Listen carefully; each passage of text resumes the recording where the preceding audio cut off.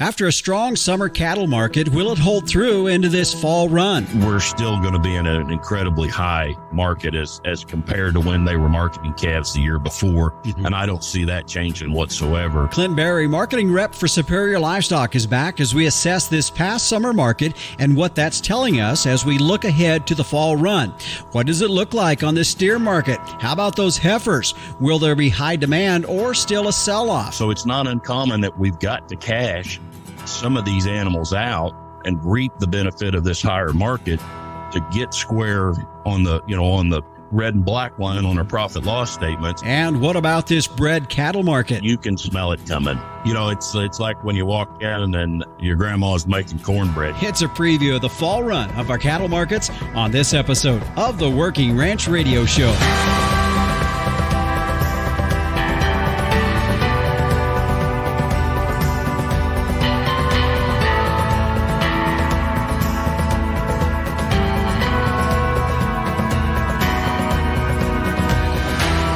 Hi, everyone. This is the Working Ranch Radio Show, and I'm Justin Mills. We're glad to have you joining us on our program today. And man, oh man, another great show with a lot of information that we're going to be covering here today. As you heard there in the opening, Mr. Clint Berry with Superior Livestock will be back with us here for today's show. He's a marketing rep there. I always appreciate and enjoy visiting with him with the volume of cattle that he sees in the course of a given period of time. I know he's a wealth of information on our topic that we're going to be covering here today. We've come out of this summer run. Now we're looking at this fall run ahead of us. Will this market hold with what we have seen this past summer? It's been a barn burner of a market, and we're going to see calf prices this year in unprecedented areas we already have. And so we're going to be talking about that. Will it hold through into this fall? In addition to that, we're going to be talking about, will that gap stay in there, that 20 to so cent gap that we've seen in these heifers under these steers? Is that going to stay there? If it is, if not, what's causing that? And we'll talk a little bit about that. Also throw in a little bit of a question I've got for him in regards to spaying heifers. We'll talk about that. And of course, this bred market. No doubt that a lot of people know that this market's going to be turning up on these bred cows it already has.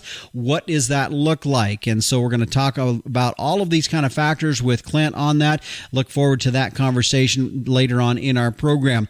Also on today's program, Austin Waltemath with Allflex will be joining us. In fact, he'll be coming up in our next segment as we're going to be talking about EID tagging and maybe a good way to get started in your operation, a jumping off point in that. And that could start as early as with Bangs vaccinating. If you've looked at this, maybe said to yourself, maybe it's not something I can do with the entire herd just yet, but I'd like to be moving that way. We'll be talking a little bit about that, and also the aspect of putting all this together, your cattle identification in addition to your EID tags, and even if you're wanting to DNA test and how that can all work together in that identification process. So Austin Waltemath with Allflex joining us to talk a little bit about that. Of course, we couldn't leave a show as well if we didn't have meteorologist Don Day joining us. He will be with us towards the tail end of the program as well to give us an idea of what we should be looking for weather across the U.S. here in the next 7 to 10 days. And all I can say about this is cooler.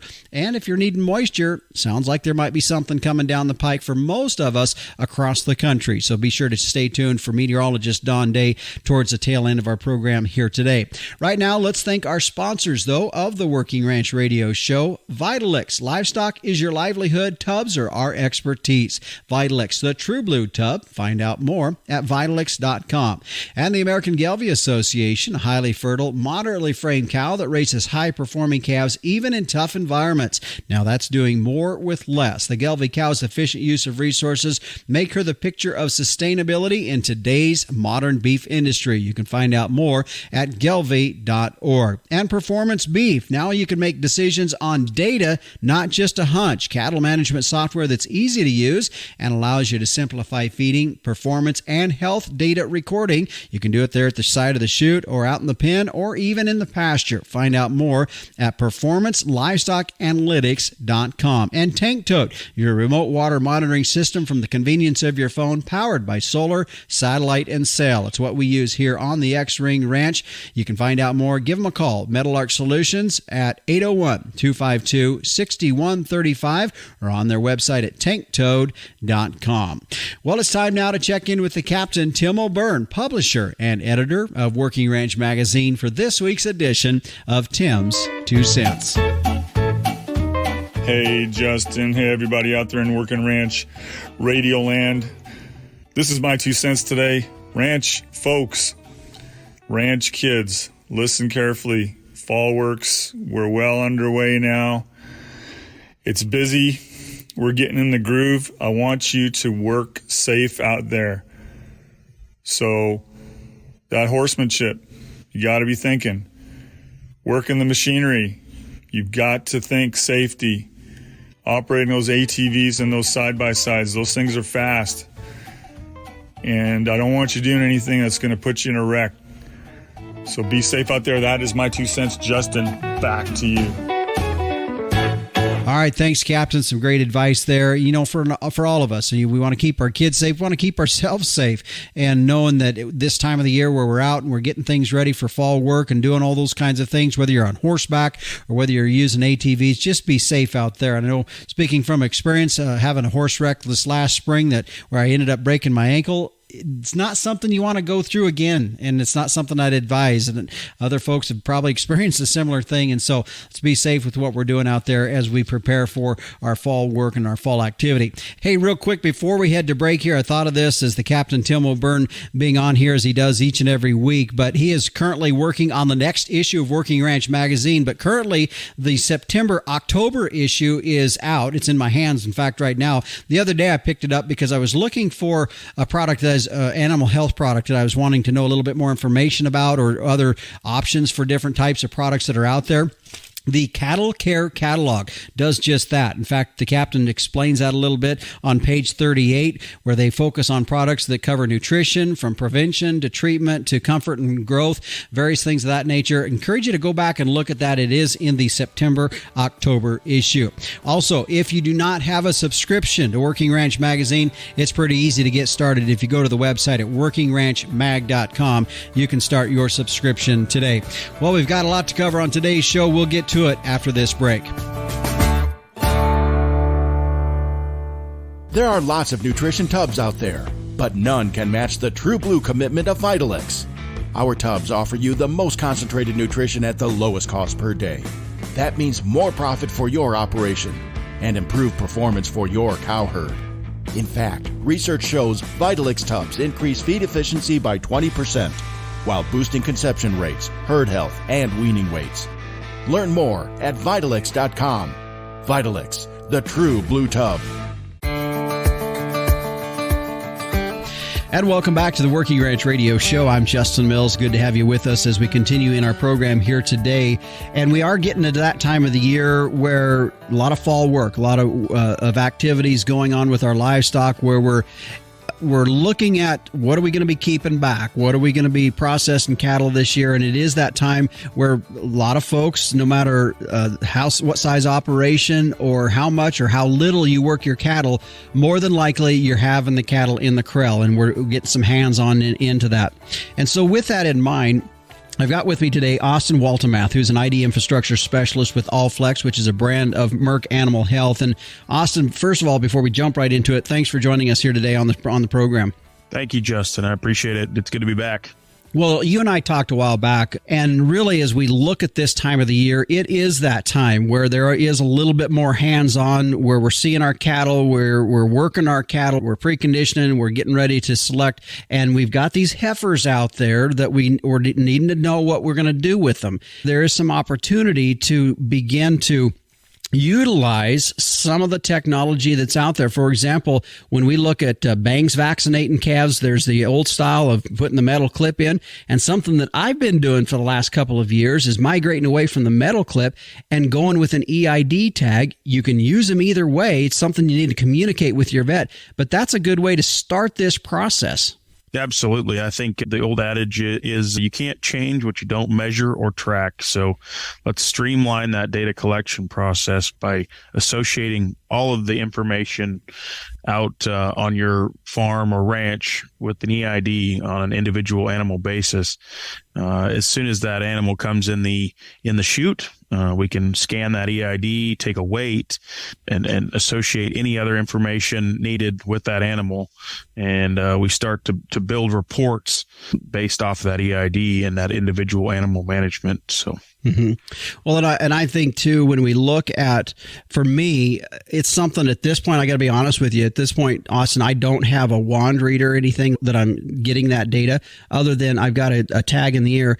I feel actually, to be honest with you, I've noticed that those EID tags, I feel, stay in actually a little bit better than the metal clips. But what I'm doing this for is because at some point I'm going to want that ability where I can be able to use that wand or some sort of information. So when those cattle come through the chute, I can do that. This really is a good jumping off point. Absolutely, yes, and tag placement is first and foremost. We need to get that tag placed in the ear correctly, and our retention rates have been very, very high as compared to the metal clips. I think you're starting off on the right foot. You're getting the tags in the ears. And hopefully this fall, when we come back through and preg check those cows or whatever that may be, we can go ahead and read that and start to build that database of information. Literally, the possibilities are endless. So I think you're starting off on the right foot, Justin.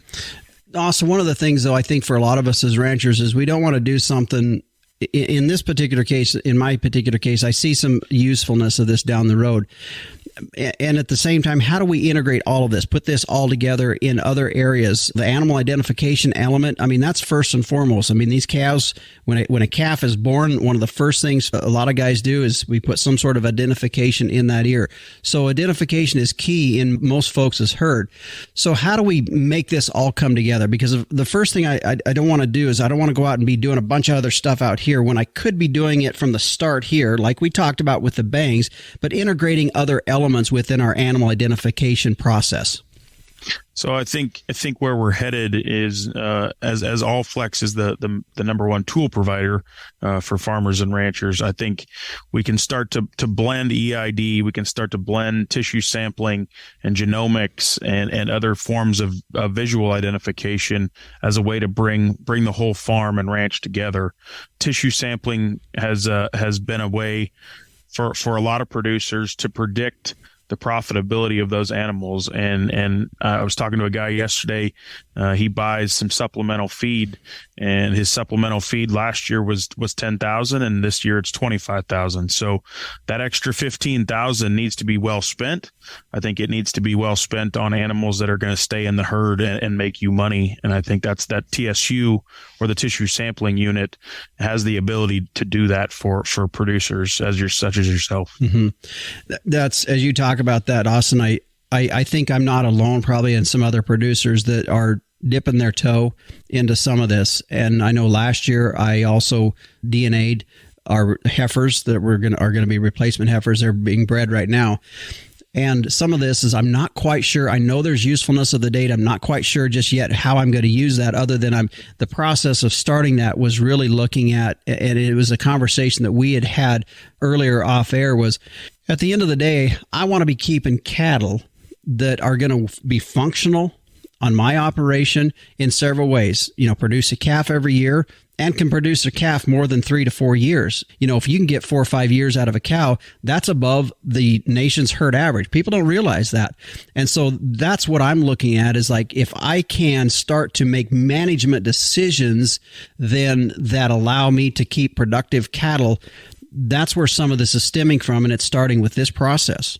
Absolutely. I think, and starting very simply is taking TSUs on your bulls and getting that genetic data back on the bulls to make the right females, and also to make the right terminal feedlot cattle if that's the route you're headed.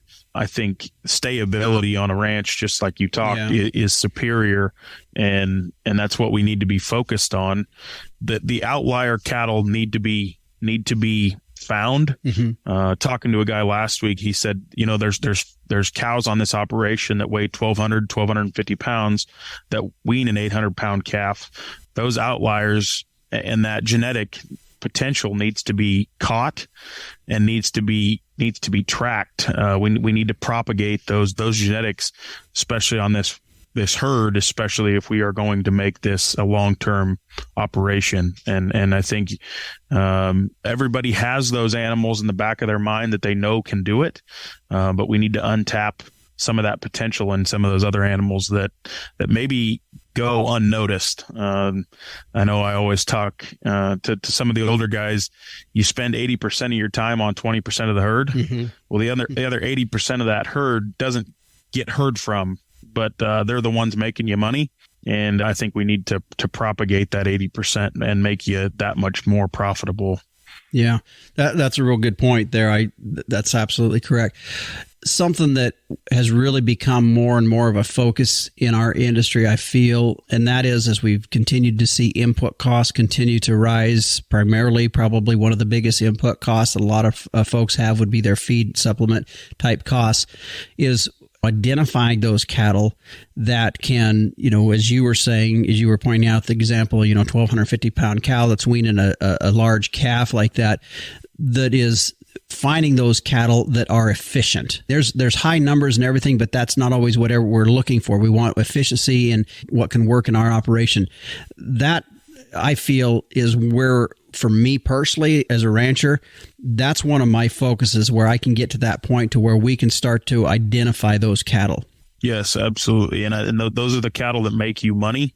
Doesn't matter, I guess, to me, if you have 1,100 pound cows or 1,600 pound cows, they better be profitable and they better convert feed and make you money. The cows should not work for you. You should not work for the cows. I apologize. Yeah. And the cows should work for you. So let's find those genetics, especially this fall, as like you talked, feed costs are getting high. A good opportunity, and I was talking with a gentleman last week also that is taking some of the drought funds and some of that he got this year, and he's going to genetically test the cow herd. So use that, and that's a great opportunity to use that and make yourself more profitable for the long term. Mm-hmm. So, as we started off our conversation today, we talked a little bit about a good jumping off point if folks are a little bit not sure. I mean, we know, you're not just going to go out if you're a, 500 cow outfit, you're probably not just going to go out and DNA test everything. But at the time, a good jumping off point is this bangs process that happens between probably now and next spring for most producers in the country. So when we look at that standpoint of that element of it, it's something, I guess I feel it's important that as a producer, you need to make that known to your vet. If they're going to be coming out and doing that kind of information, know that this is a spot, this is a point where you can utilize that tag and then your TSU sample elements that are there and combine all of those units into one. That's one of the things as I look at this, I don't want to see a lot of duplication. A lot of us as ranchers don't want to see a lot of duplication in what we're doing. So how do we kind of put this all together in one unit? Right, absolutely. And like you mentioned, talk to your vet, but also talk to your local Allflex specialist, talk to your Merck Animal Health biopharma rep. We are all well versed on all of these topics, and we can help you get that process started. Maybe it's as easy as testing your bulls to know which cows to put them with. Maybe it's just testing the handful of heifers that you want to know more about. But this is a great springboard as we dive deeper into collecting more information on these animals and being able to change with data. Mm-hmm. You bet. Well, Austin, I appreciate you joining us here on the program. Real quick, if folks, you mentioned, if people do have questions, get a hold of your Allflex rep or your Merck Animal Health rep as well. Other places they can go to find more information. So yeah, like we sell all of our products through major distribution and your local vet clinic. Everybody's fairly familiar with Allflex. If you need any more information, go ahead and look us up on the internet, allflexusa.com. We are a division of Merck. With some simple toggling, I believe you'll be able to find as much information as you need. So, all right. Well, Austin, thanks for joining us here today on the Working Ranch Radio Show. You bet. Thank you, Justin. And again, Austin Waltemath here on the Working Ranch Radio Show joining us today. He is an ID infrastructure specialist with Allflex. They are a brand of Merck Animal Health. As he said there, you can find more information talking to your local distributor or also go to their website at allflexusa.com. Well, stay with us. Coming up next, Clint Berry steps in and joins us as we talk about what he is anticipating this fall run in the calf market to look like, calves and bred cows. We're going to get into that discussion when we return here on the Working Ranch Radio Show.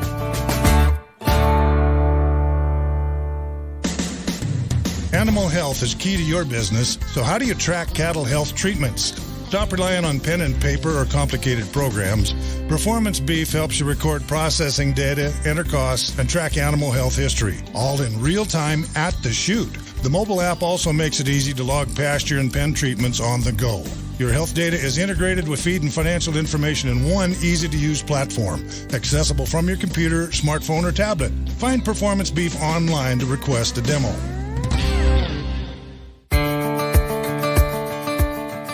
And welcome back to the Working Ranch Radio Show. I'm Justin Mills. We appreciate you joining us here on our program today as we have back with us a kind of a regular guest that we've had from time to time here on the Working Ranch Radio Show. It's Mr. Clint Berry, a marketing rep with Superior Livestock out of Justin, Texas. And Clint, thanks for joining us here today on the Working Ranch Radio Show.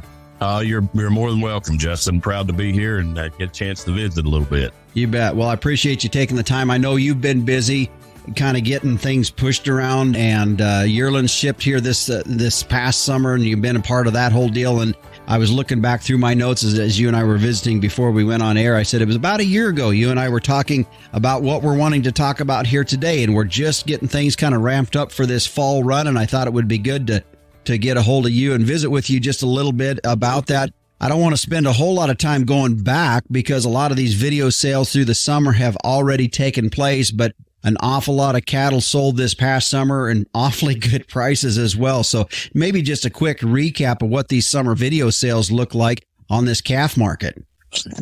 Yeah, what you talked about an amazing year, and this is one of those years that you look around the room and everybody's smiling, and that was optimism was rampant throughout the summer, both on buyers and sellers, and that was probably the most unique thing, because most of the time for a market to be increasing, you're usually caught in a phase of somebody's losing out and somebody's gaining a little bit. But at the start of a run like that, the calf prices, the fat cattle market, everything's going in the right direction, capturing more of that beef dollar, and just the optimism and seeing that cash come back into the producer side of the equation was so critical and so enjoyable throughout the summer. It was fun and to be a part of it and see the excitement. And, the biggest thing I can say is, like I said, it's just what a year for the optimistic side, just a complete bullish market throughout the whole summer. And, a lot of calves, a lot of different classes of cattle that sold for high values. And, I would say roughly somewhere, just at least in my experience on Superior and stuff, a lot of my customers sold calves from 25 to 40% more than they did the year before. Mm-hmm. And there were extremes beyond that, of course, but that would be a pretty good running number. And boy, that makes for an awful good year when it's time to square up at the end of the year with your banker and cover your loan cost, and just makes you feel good and excited to be in the beef industry. Yeah. I think last time you and I talked, it was after we come out of the Cattle Con convention down in, I believe it was in Louisiana this last year. And you and I kind of recapped a little bit of the Cattle Facts report that came out there. Almost appears to me, and I know Cattle Facts, they do a great job. And one of the things that they don't want to get over, they kind of have to play that middle field. They don't want to understate it or overstate it, I guess should be the terminology I use in that. I think this market's better than what they were predicting as well. Is that kind of what you're feeling? Yeah, absolutely. It came to fruition. They're spot on the trend. They just, I guess you might call it the extremity or the extremeness of it, was a higher than what was projected. And that's okay too. I understand both sides of that. Yeah. Yeah. So as we look at this, I think one of the things, Clint, that we get into, especially as we start switching over from a lot of these video sales that took place through those summer months and a lot of these calves being contracted, now we're starting to get into these calves that are going to head to the local sale barns. And so I've seen it in the past where those summer sales have been really good. And then we see these prices kind of soften just a little bit as we head into that fall run and maybe strengthen towards the end of October. What are you anticipating for these calf markets? We can talk the depths of these specific sexes on these calves in just a bit, but what are you anticipating as we head into this fall run? Is this market going to stay steady? Is it going to soften a bit and then pick up? What are you thinking? In my gut, I would say steady is the perfect word. Okay. Traditionally, you're right. As you enter into the fall run and we get a flush in most of the local livestock markets, price gets pushed down. And simply put, regardless of the trend line of the year, you have an over amount of supply. I mean, an average small local sale barn, that runs 1,000 to 1,500 head on a weekly sale might be running 3,500 or 4,000 in the fall run. So, I mean, it's a tremendous amount of cattle that come in that short window and amount of time. And usually the vast majority of them are balling calves, especially at the early part of the run, because they haven't had time to be weaned anyway. And, that floods the market with balling calves and with labor issues and risk and everything else. A lot of guys, they'll get their fill of the balling calves, and that weakens that market. And I'm not going to say that you couldn't be that way this year, but I think you have to keep it in perspective that we're still going to be in an incredibly high market as compared to when they were marketing calves the year before. And I don't see that changing whatsoever. I think it's going to be a strong fall run again. Those prices are going to continue because we're just too short of cattle overall. When you're looking at what's going into the pen space and what's going to be on feed for the coming year, we're just short of calves. And that's what's, that's the primary driver in the entire marketplace. We're enjoying great beef demand. Don't get me wrong, both domestic and export wise. And, that's credited to producers raising better cattle, making better beef. That's credited to, the export programs and checkoff programs and everything that's been done to capture more dollar from the consumer and to deliver a more consistent product. But, and we're enjoying the fact that while that's there, but we're also into a short supply. And that's the primary driving factor right now.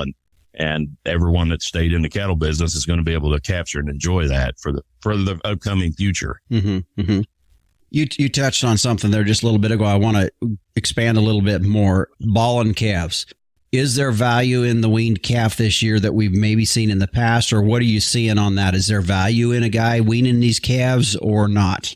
So my answer to that is always, if you look at the data, and I'm speaking of Superior's data, if we've had our price points and sale results analyzed by a third party team for almost 2 decades now. It's Kansas State and Merck Animal Health, and they go through and help break those down and gives us an idea of how different classes of cattle are selling and what's driving value and what's not. And year in and year out, over a 20-year span, the weaned cattle are going to bring more than balling calves. Now, does that mean that every weaned calf brings more than every balling calf? I'm not saying that. That's not at all what I'm saying. But if you're betting on the average, our money shows that $6 to $12 is what a weaned calf's worth extra per hundredweight. And that should be on top of the fact that the weaned calf should be weighing more to begin with anyway, regardless if cattle are selling for $1 or $3, they should be weighing more at the end of the weaning phase than they were at the beginning. And I think that's the critical piece right there. That answer is not the same for every producer. I've got producers that sell excellent calves right off the cow. They do a great job of doing that. They're not set up to wean. They don't have the labor. Maybe they don't have the forage base. They're just not in a position where weaning works for them. I have other producers that's exactly what they're really good at. They might put on a 45-day period. They might put 100 pounds of gain on calves. Well, those guys are excellent at doing that. And that's, even if they didn't get a premium, that's a lot of extra money, just having the extra 100 pounds. So that translates differently to the person. You have to make sure it fits what you're good at. If you're weaning calves and they're not, they're not putting 2 pounds a day on at the end of your weaning phase, you probably shouldn't be weaning calves. And that's tough for some folks to adapt to. Sometimes it's small changes. Sometimes it's big changes, but there's always going to be more value for a calf with less risk. I mean, it's just simply put, that's what it is. Yeah.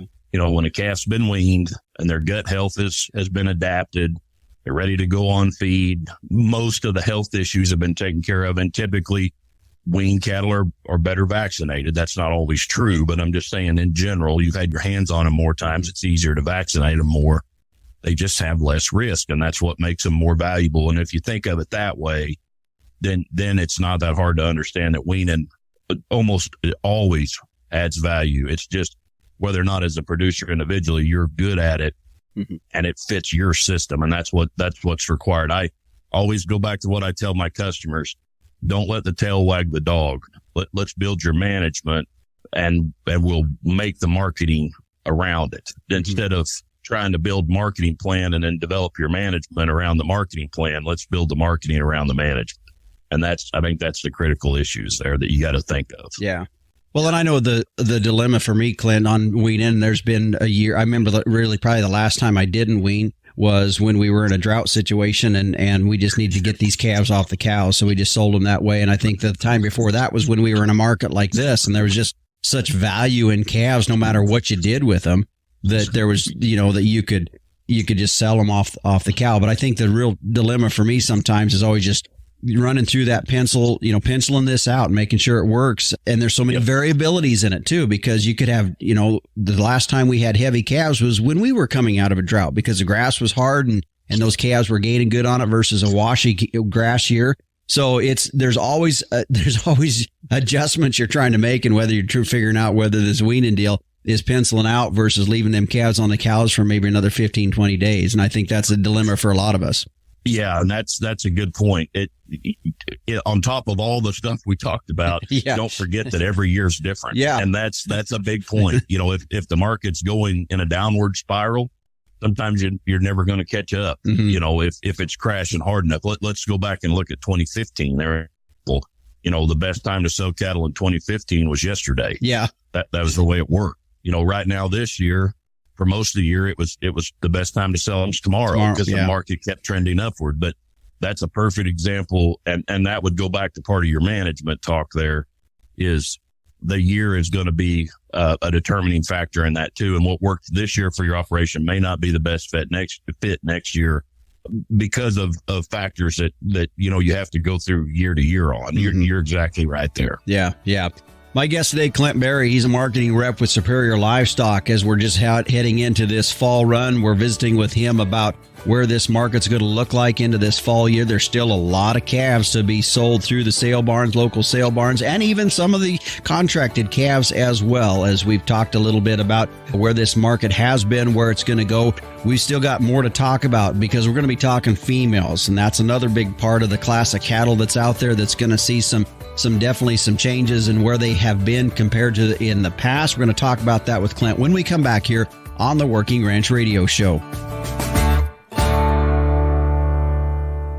A sustainable ranch is one that can do more with less. And for beef producers, it can start right at the herd level with a cow that's efficient with her resources and environment. And in today's modern industry, Gelbvieh females are the picture of sustainability. Gelbvieh and Balancer cattle are early maturing with maternal superiority through increased longevity, added fertility, and more pounds of calf wean per cow exposed. Adaptable, versatile, and sustainable. All factors that have a positive impact on your bottom line. Gelbvieh influenced females, the smart, reliable, and profitable maternal choice for achieving sustainability in today's modern beef industry. Be sustainable, breed Gelbvieh. And welcome back to the Working Ranch Radio Show. I'm Justin Mills. My guest today is Clint Berry, marketing rep with Superior Livestock. He's out of Justin, Texas. I'm here out of northeastern Wyoming, a little dot on the map called Upton. And we are talking about, ahead of this fall run, what we are looking at. As we were talking in the previous segment, just a little bit of a recap of what the summer market was looking like on a lot of these video sales and what the steer market or in these markets are going to look like. Now, I know if you're like me, you're probably thinking, well, give me some actual physical prices of what that's going to be. And if you were listening in the previous segment, Clint was telling us that market's been about 20 to 40% higher than it was a year ago. Well, as you know, this show goes more than just a couple places in the country. And so to really look at that, especially as we head into the fall run and give you specific prices, not going to really do that here today. It's really imperative that you spend some time looking at your local sale barn reports, getting a gauge at where this market's going to be at before you plan to market these calves. Because when we look at some of these contract sales and try to base off of that, you got to realize there's delivery dates that come into effect, and there's also just the weight of cattle, the location of the cattle that all take into that. So we're not going to get into specific numbers on that, but it's important that we talk trends, and that's kind of what we're talking about here today. Clint, we left off and we were going to be talking more on the female side of things. Let's start with these young heifers, and we'll just briefly hit that because we know that's going to correlate a little bit with the steers that we were talking about a bit ago. Are we still seeing that big gap? I think anywhere it's been 20 to maybe 25 cents, 50, in there in the past several years on these heifers behind the steers. Is that gap still there? Is what you're seeing this year?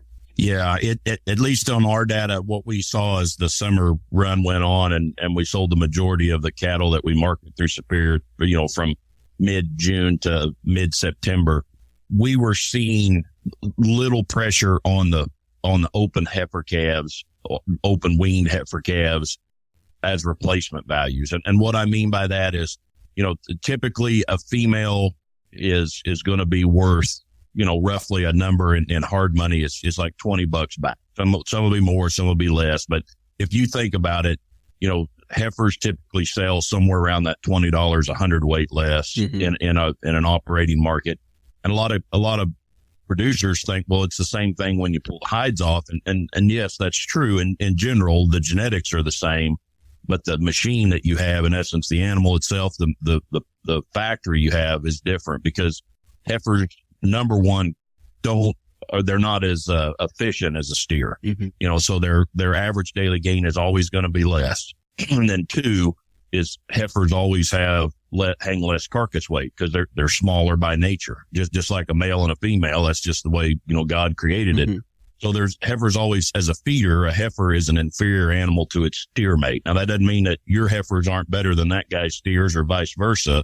It just means that all things being equal, in general, heifers are a little less efficient. And so they sell for, somewhere in that, say, $20 a hundredback range. And we saw that pretty consistent through the summer. Occasionally you'd have a set that you could tell somebody was jumping out on and buying, and they're going to develop them into bred heifers that might bring steer price or better.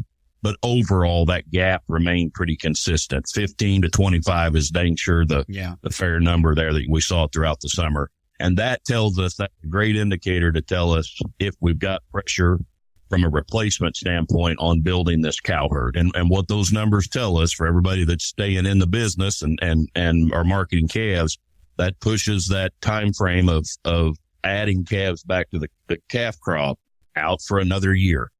So when people start talking about, well, how many years are we going to enjoy this market under the current fundamentals? What that's saying is we're not rebuilding this year. Wow. We're going to be at least another year out. So before we start retaining females and start adding, production units back into the overall cow herd, add calves back into the calf crop, going to the pens and the feed yard, we're another year out that much farther. And so you can do the math and start to figure out when your open heifers start calving and you actually get those calves to the weaning pen, and that pushes that market out for another year. And I think that's a critical factor to watch for. And that's not an uncommon thing if you think about it, just from a business standpoint. Most of us require capital to operate. Yeah. We're not blessed with the fact that we've got a huge amount of cash sitting in the bank account. And we've had some awful tough years last several, especially depending on what part of the country you're in. We've had operating notes that have ran longer and higher than what we wanted. We've dealt with drought. We've dealt with high feed prices. We've dealt with higher interest rates on all of that operating capital. And so it's not uncommon that we've got to cash some of these animals out and reap the benefit of this higher market to get square on the red and black line on our profit loss statements before we can reinvest again. And I think that's a big portion of what you see. And it's not uncommon why traditionally every year the replacement market is the last market for an uptake in the cattle business. When we start to bump prices on calves, we start to bump prices on live cattle, on the finished cattle, fat cattle. The last thing to come in is the bred stock market, the replacement female market. So I should probably say that correctly, but that's the last, because of the cash flow scenario where, the average rancher needs to get his hands on that, square himself up, and then he can reinvest it looking to add to his business model. Yeah. A quick kind of a off question here, Clint, on this, as we're talking heifers, and maybe just for some guys to put this in their head. When we look at heifers, maybe we keep some of these heifers back and we sell them next year. Is there value on this? What are you finding on these spay heifers over open heifers that are sold on these markets? And in our system, I've always thought that this was a conundrum. The spayed heifers will bring a little more than a non-spayed heifer from a feeder standpoint, but not a whole lot more. Okay. and I've always thought that was a weird scenario because like I would rather feed a spayed heifer, I would.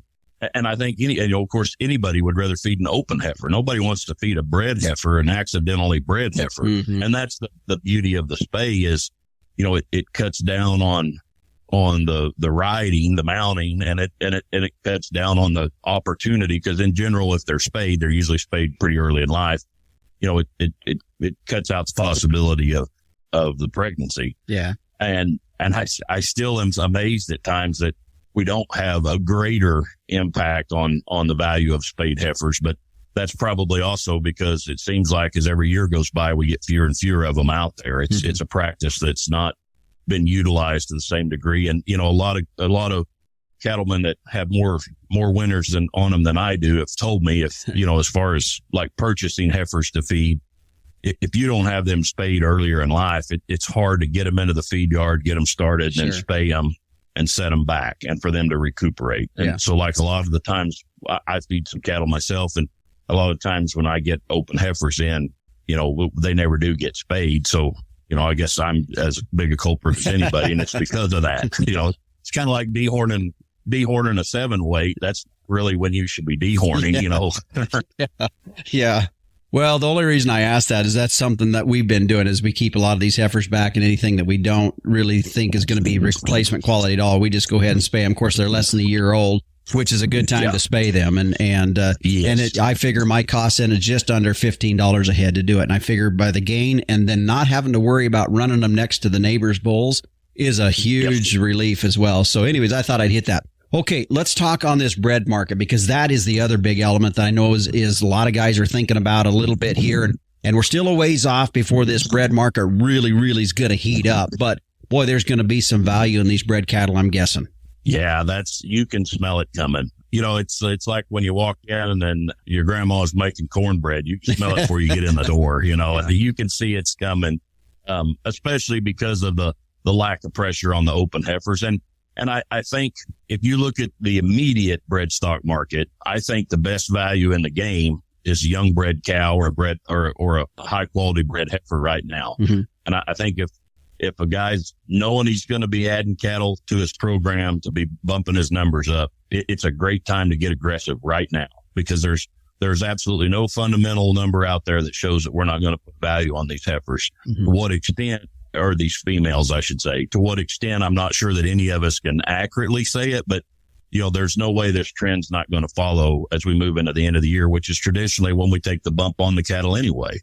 Guys start to get their calves sold. If they're farmers too, they get their crop in the bin, start to get some cows preg checked, and they know what their numbers are, and they start facing Uncle Sam at the end of the year. And they're going to reinvest some of their equity and add back to the herd, especially in a positive market like that. And I absolutely see us doing that as we move into November and December toward the end of the year here like normal. I think some of these special cow sales are really going to set, they're going to set the world on fire with some of these good young cattle that are going to be available. I've seen some prices. It's hard to really square it down because there just hasn't been enough trade to justify. But I've seen some prices on the better end bred heifers and young cows from, maybe $2,750 to $3,250. Mm-hmm. I'd say that'd catch a big majority of them, just to put that in numbers.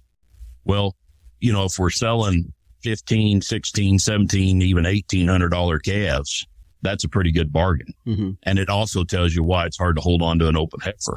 If you're selling open heifers at $1,500 to $1,700 and you can buy a bred for $1,000 more, the math does not show that you can raise that open into a bred and get her to that status ready to have a calf. Just as long as you also include the opportunity time of how you're going to, in essence, have another calf in this higher market to sell out of that bred than you did as an open. And, that's going to fit everybody's program to what they want to do. But it's a great time if you want to upgrade some cows.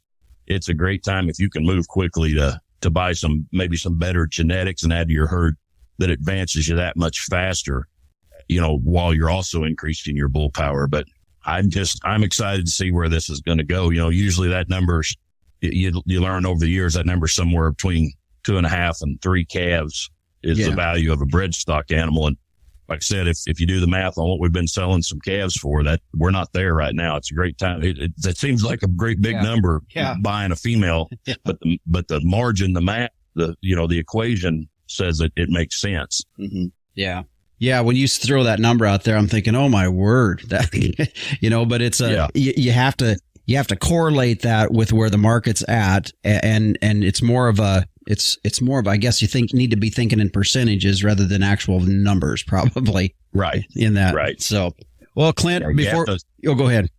You have to let your business mind operate, not our gut. Yeah, exactly. I hadn't heard it that way. Yeah. Let the numbers do the talking, not your gut. So on that one. Well, Clint, I appreciate you joining us. Any final thoughts and comments from you before we head out?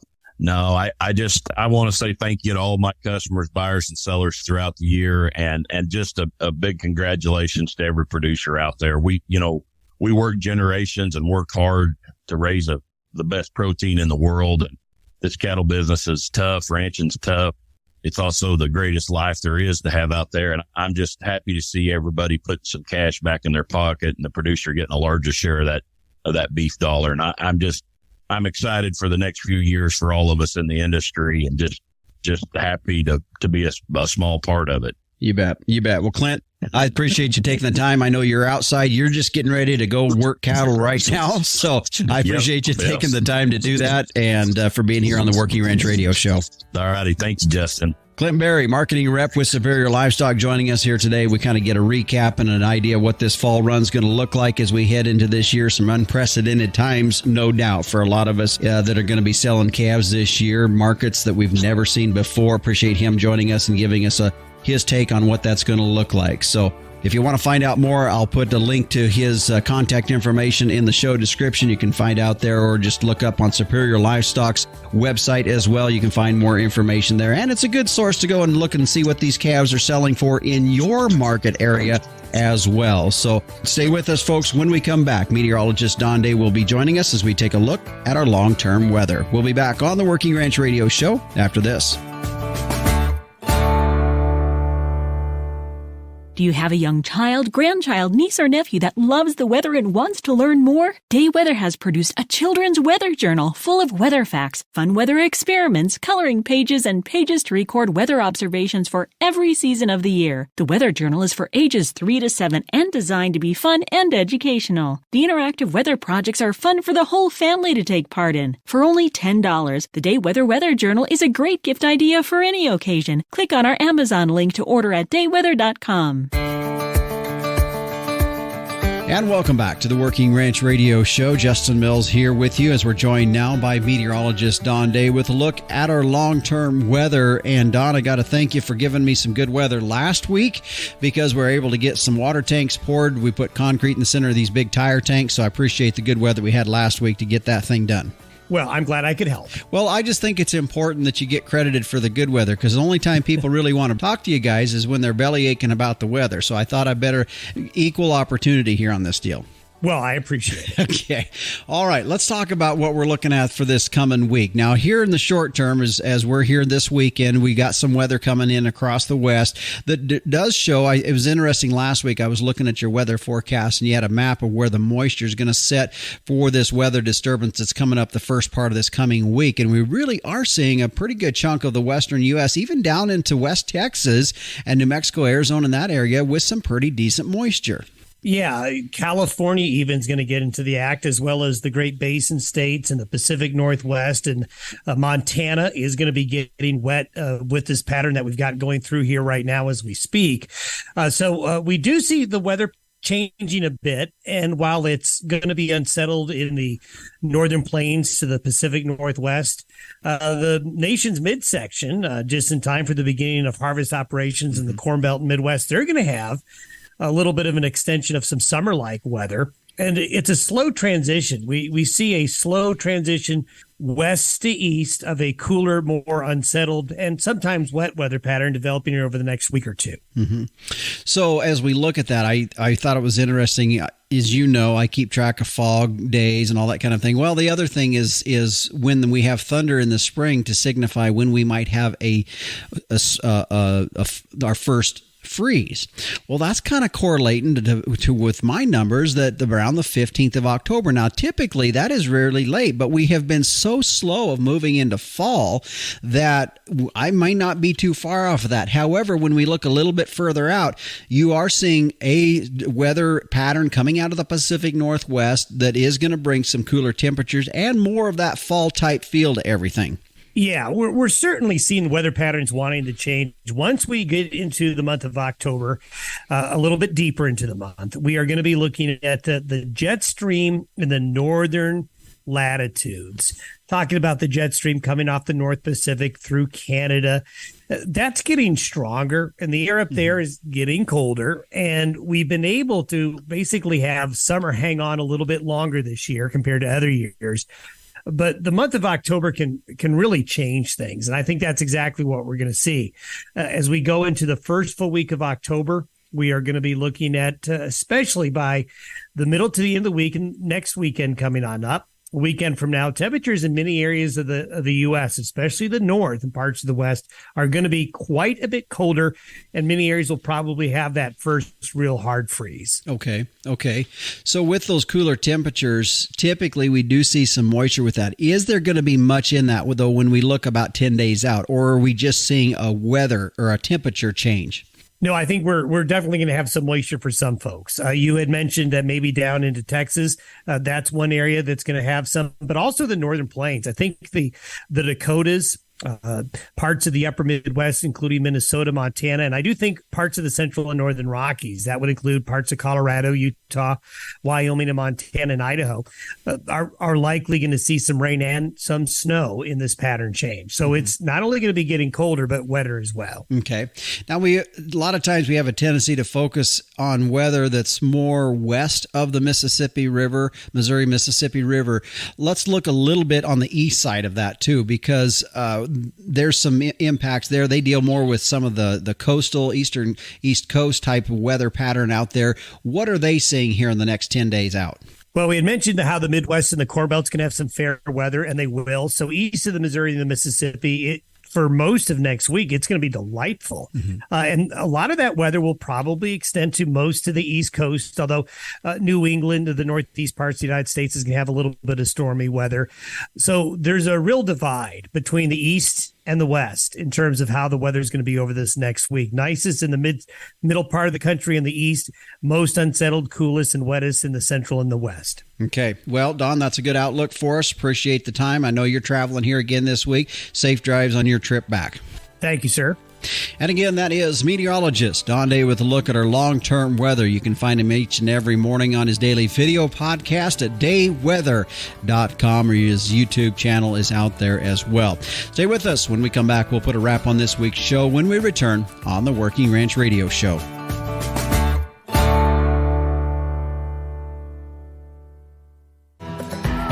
I want to let you know that if you have comments or questions about a show you heard or a topic you'd like us to cover, don't be afraid to send me a text or an email. Also, if you just want to give me an update on who you are and what you're doing out there, I get those kind of emails as well, and I appreciate that because I share so much of what we do here, and it's nice to hear from other folks as well. So don't be afraid. Send me an email at justin.workingranch@gmail.com. And don't forget also, if you like the show, hit like or thumbs up or however you ought to do it on your provider that you're listening to, and that's always helpful for us as well. Quick shout out to our sponsors here today: Vitalix, the American Gelbvieh Association, Performance Beef, and Tank Toad.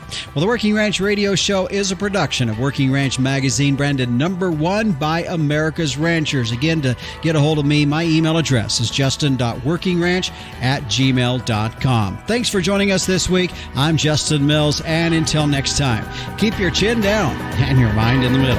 So long.